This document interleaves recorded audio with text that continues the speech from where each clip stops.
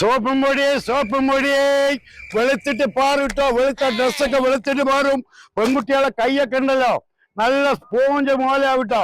അതേപോലെ പാത്രം കഴുകണ സോപ്പുണ്ട്, കക്കൂസ് കഴുകണത് ഹാർപ്പിക്കിന്റെ വിലയുണ്ട്, നിസാര വിലയുള്ളൂ. എന്താ വേണ്ട രണ്ടു ഓരോന്നാ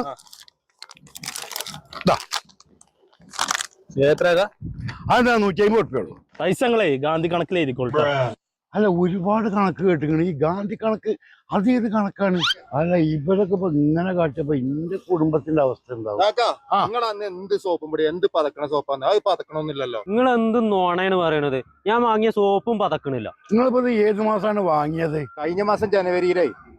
അതെന്താണെന്നറിയോ? പഴയ പൊടിയക്കാരൻ, ഡിസംബറത്തെ പൊടിയക്കാരൻ. ഇത് ജനുവരിത്തെ ബൂം കിങ്ങിന്റെ അടിപൊളി പൊടിയാണ്. ഇത് കൊണ്ടേക്കോളി. രണ്ട് കാര്യമാണ്. ഒന്ന് ഡ്രസ്സ് വെളുക്കും, മറ്റൊന്ന് നിങ്ങൾ പെണ്ണുങ്ങളെ കൈയൊക്കെ ഉണ്ടല്ലോ സ്മൂത്ത് വെളുത്ത്